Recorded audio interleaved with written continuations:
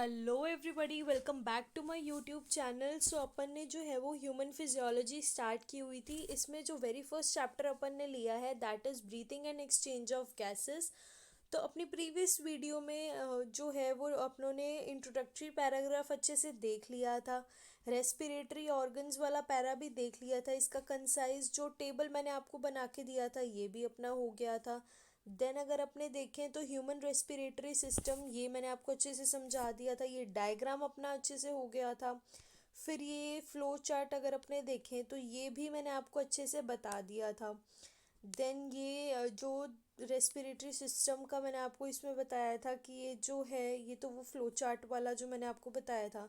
Then ये thoracic cavity का मैंने आपको ये बताया था। तो आई होप आपको ये अच्छे से समझ आ गया हो।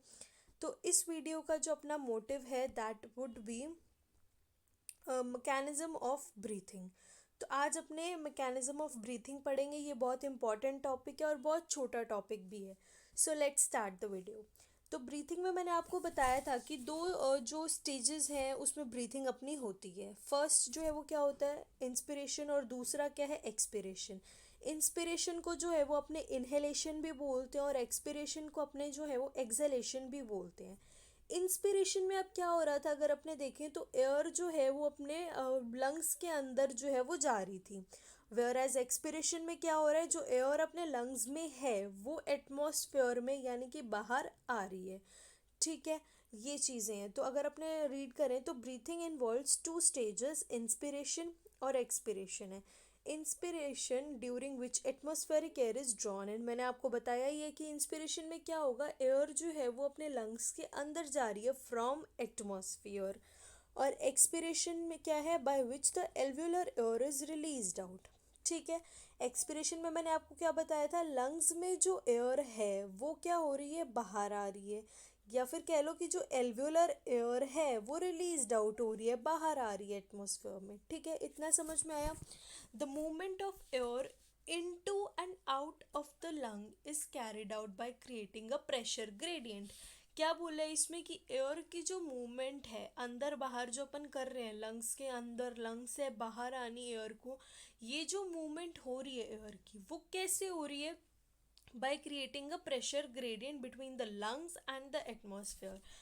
अब मैंने क्या कहा था कि एयर जो है वो क्या हो रही है, या तो एटमॉस्फेयर से लंग्स में आ रही है या फिर लंग्स से बाहर एटमॉस्फेयर में आ रही है। अब अपन को पता है कि एयर की जो मूवमेंट है वो कैसे होती है, प्रेशर ग्रेडियंट के हिसाब से होती है। मतलब एयर जो है वो मूव करती है हमेशा from high pressure gradient to low pressure gradient.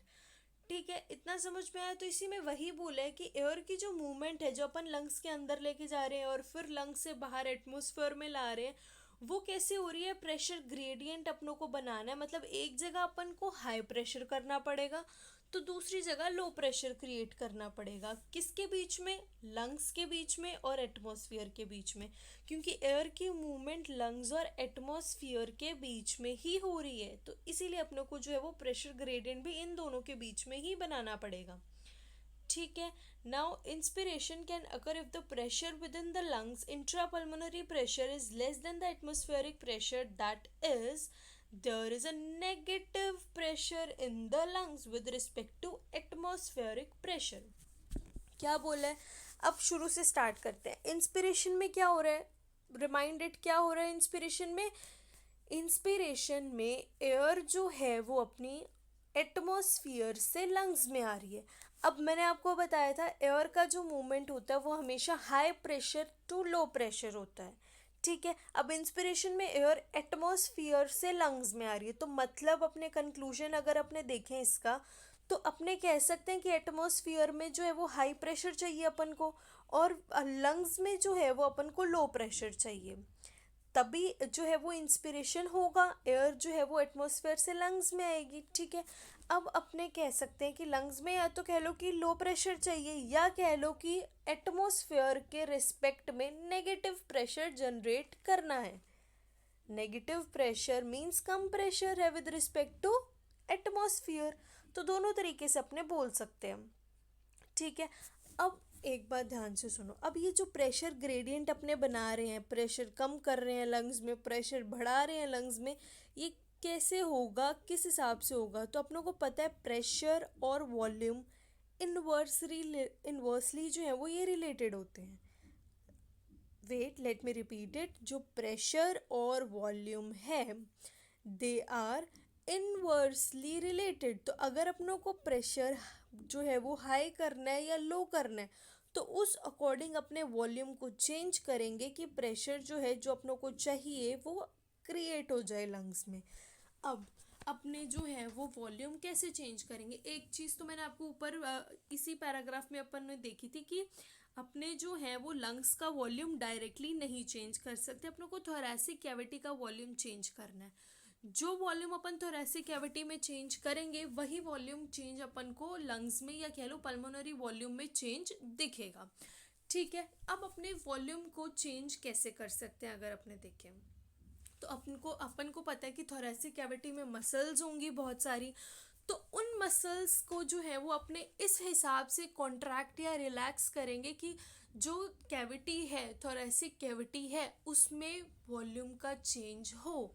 ठीक है, अब वॉल्यूम का चेंज अपन को मिलेगा तो उस अकॉर्डिंग ही प्रेशर जो है वो चेंज होगा। अगर वॉल्यूम इंक्रीज कर रहे हैं अपने, वॉल्यूम थोरैसिक कैविटी का इंक्रीज हो रहा है तो प्रेशर कम हो जाएगा। और इसका ही अपोजिट अगर अपने देखें कि अपन जो है वो वॉल्यूम को कम कर रहे हैं तो प्रेशर इंक्रीज हो रहा है। ठीक है, अगर अपने वॉल्यूम को जो है वो इंक्रीज करेंगे तो प्रेशर कम हो रहा है। ठीक है, तो वाइस वर्सा है, ये तो आपको अच्छे से समझ आ गए। अब अपन रीडिंग लगाते हैं इसकी। इंस्पिरेशन जो है that can occur if the pressure with in the lung, यानी इंट्रा पल्मोनरी प्रेशर, लंग्स के अंदर का pressure is intra pulmonary pressure is less than the atmospheric pressure. Inspiration करना है, एयर को लंग्स के अंदर लाना है तो लंग्स का प्रेशर कम होगा, नेगेटिव प्रेशर होगा, तभी क्या होगा, एयर जो है वो हाई प्रेशर यानी एटमॉस्फेयर से लंग्स में आएगी। Negative pressure in the lungs with respect to atmospheric pressure.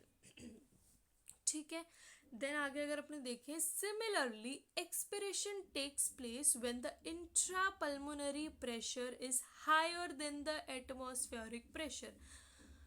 अब इंस्पिरेशन का ही वाइस वर्सा एक्सपिरेशन है। एक्सपिरेशन में क्या हो रहा है कि एयर जो है वो लंग से बाहर जा रही है एटमॉस्फेयर में। अब लंग्स से एटमॉस्फेयर में एयर जा रही है तो मतलब लंग्स का प्रेशर जो है वो हाई है और एटमॉस्फेयर का जो प्रेशर है वो क्या है, लो है।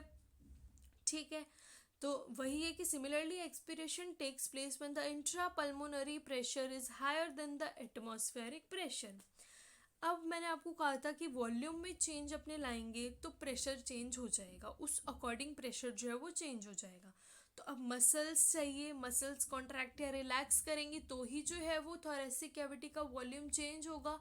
तो ही क्या होगा कि पल्मोनरी वॉल्यूम, लंग्स का वॉल्यूम जो है वो अकॉर्डिंगली चेंज हो जाएगा।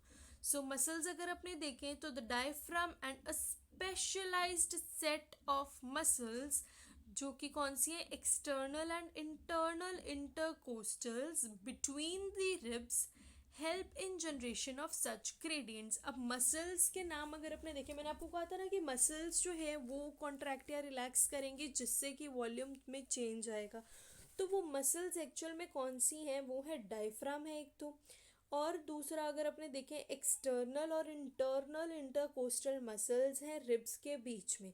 डायफ्राम अपनों को पता है, मैंने आपको बताया था कि ये, एक मिनट, ये डायफ्राम है जो कि क्या बना रही थी, लोअर साइड बना रही थी ऑफ द थोरैसिक कैविटी। पीछे वर्टिबल कॉलम थी, आगे ये देखो ये रही स्टर्नम, ये स्टर्नम है और लेटरली क्या है, रिब्स है। तो ये तो होगी डायफ्राम आपकी, और ये रिब्स के बीच में क्या है, एक्सटर्नल और इंटरनल इंटरकोस्टल मसल्स। ठीक है, आई होप आपको अब विजुअली देख के समझ में आ गया हो। देन अगर अपने देखें, inspiration is initiated by the contraction of diaphragm which increases the volume of the thoracic chamber in the interior posterior axis. क्या बोला है इसमें, इंस्पिरेशन अपन को करना है तो वो जो प्रेशर है वो अपन को क्या करना है, इंट्रा पल्मोनरी प्रेशर कम करना है। अब प्रेशर कम करना है तो मीन्स वॉल्यूम को अपन को इंक्रीज करना पड़ेगा। वॉल्यूम कैसे इंक्रीज होगा, जब ये डायफ्राम अगर अपने देखें कॉन्ट्रैक्ट करके नीचे आ जाएगी। तो ये जो देखो ये वॉल्यूम क्या हो जाएगा थोरेसिक कैविटी का, ये वॉल्यूम इंक्रीज हो जाएगा।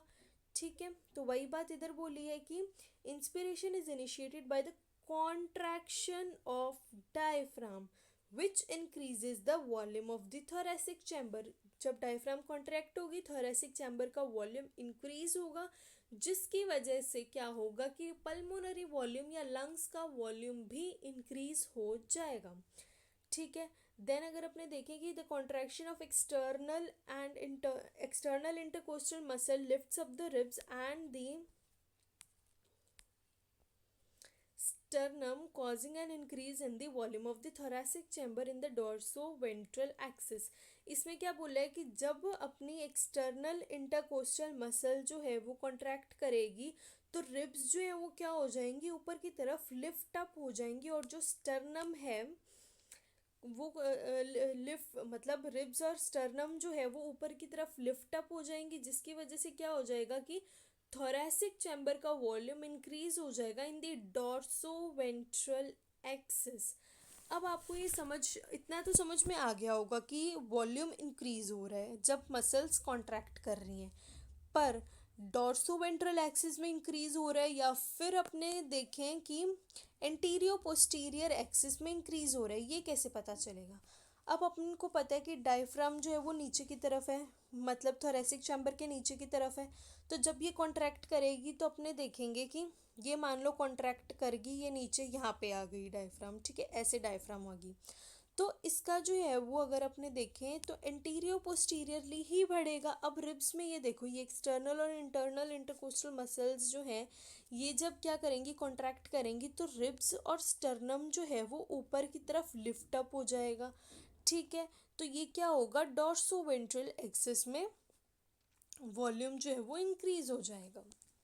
देन आगे अगर अपने देखें, the overall increase in the thoracic volume causes similar increase in the pulmonary volume. ये मैंने आपको बताया ही था कि थोरेसिक चैम्बर में अगर जो है वॉल्यूम चेंज हो रहा है, अब इंस्पिरेशन की अपने बात कर रहे थे तो क्या हो रहा है, वॉल्यूम इंक्रीज हो रहा है, तो अगर थोरेसिक चैम्बर में इंक्रीज हो रहा है तो क्या होगा, सिमिलर इंक्रीज अपनों को दिखेगा पल्मोनरी वॉल्यूम में, यानी लंग्स के वॉल्यूम में भी इंक्रीज होगा। देन अगर अपने देखें, an increase in the pulmonary volume decreases the intra pulmonary pressure to less than the atmospheric pressure which forces the air from outside to move into the lungs.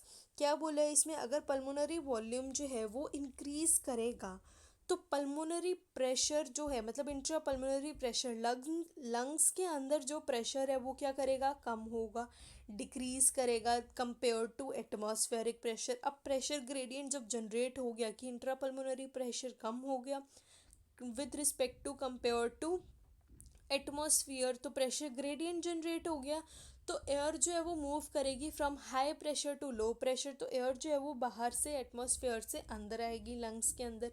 वही बात इसमें बोली है, दैट इज़ क्या होगा, इंस्पिरेशन होगा। अब इस सब का वैसा वर्सा अगर अपने देखें, मसल्स कॉन्ट्रैक्ट कर रही थी, वॉल्यूम इंक्रीज हो रहा था, अगर मसल्स जो है वो रिलैक्स करें तो रिलैक्सेशन ऑफ डायफ्राम और inter coastal muscles return the diaphragm and the sternum to their normal position and reduces the thoracic volume and thereby the pulmonary volume। क्या बोला है इसमें, अगर वो अपने नॉर्मल पोजीशन पे आ जाएंगी रिलैक्स करके तो वॉल्यूम क्या हो जाएगा, कम हो जाएगा, वॉल्यूम कम हो गया तो प्रेशर जो है वो इंक्रीज हो जाएगा, प्रेशर इंक्रीज हो गया लंग्स के अंदर कंपेयर टू एटमॉस्फियर, तो एयर जो है वो मूव करती है from high pressure gradient to low pressure area, तो फिर क्या होगा कि एयर जो है वो लंग्स से बाहर एटमॉस्फेयर में आ जाएगी, यानी कि क्या हो जाएगा, एक्सपिरेशन हो जाएगा या फिर कह लो एक्सलेशन हो जाएगा। तो रिलैक्सेशन ऑफ डायफ्राम और इंटरकोस्टल मसल्स जो है they return the diaphragm and sternum to their normal position, जिसकी वजह से क्या होगा कि वॉल्यूम कम हो जाएगा थोरेसिक चैम्बर और पल्मोनरी वॉल्यूम कम हो जाएगा। This leads to an increase in the intrapulmonary pressure to slightly above the atmospheric pressure, causing the expulsion of air from the lungs, that is expiration होगा, तो ये मैंने आपको बता दिया है already।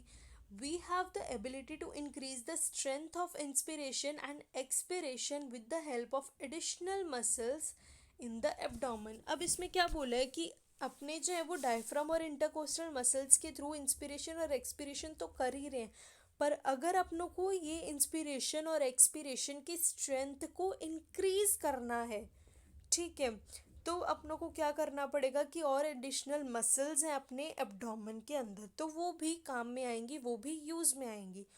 On an average a healthy human breathes 12 to 16 times per minute, ठीक है। The volume of air involve in breathing movements can be estimated by using a spirometer which helps in the clinical assessment of pulmonary functions. तो समझ में आया कि अपनी जो average healthy human की ब्रीथ अगर अपने देखें तो वो क्या है, 12 to 16 टाइम्स पर मिनट है। और कितनी वॉल्यूम जो है वो इन्वॉल्व हो रही है ब्रीथिंग मूवमेंट्स में, वो अगर अपने को देखें, मतलब एस्टिमेट करना चाहें अपने, तो अपने स्पायरोमीटर के थ्रू कर सकते हैं, ठीक है। और अपने पल्मोनरी फंक्शंस जब अपने असेस करेंगे तो अपने स्पायरोमीटर को यूज़ भी करेंगे। इतना समझ में आया। अब अगर अपने देखें ये डायग्राम्स थोड़े बहुत देखना चाहें, तो ये देखो, ये डायफ्राम है अपनी मसल, ठीक है। ये डायफ्राम जब कॉन्ट्रैक्ट करेगी तो इसका वॉल्यूम इंक्रीज हो जाएगा। और ये रिब केज है, ये आपको कट एंड्स ऑफ रिब दिख रहे हैं, रिब्स और स्टर्नम भी रेज हो रही है, यहाँ पे डायफ्राम भी कॉन्ट्रैक्ट हो रही है। रिब्स एंड स्टर्नम क्यों रेज हो रही है? Due to contraction of external intercostal muscles, और डायफ्राम कॉन्ट्रैक्ट हो रही है तो एंटीरियो पोस्टीरियर और अपना जो एंटीरियो पोस्टीरियर और डॉर्सो वेंट्रल एक्सिस में जो है वो अपना वॉल्यूम इंक्रीज हो रहा है, वॉल्यूम ऑफ थॉरेक्स इंक्रीज हो रहा है, और जिसकी वजह से पल्मोनरी वॉल्यूम इंक्रीज हो रहा है। प्रेशर ग्रेडियंट कम, मतलब प्रेशर इधर कम हो जाएगा तो एयर जो है वो एंटर कर जाएगी लंग्स में, ठीक है।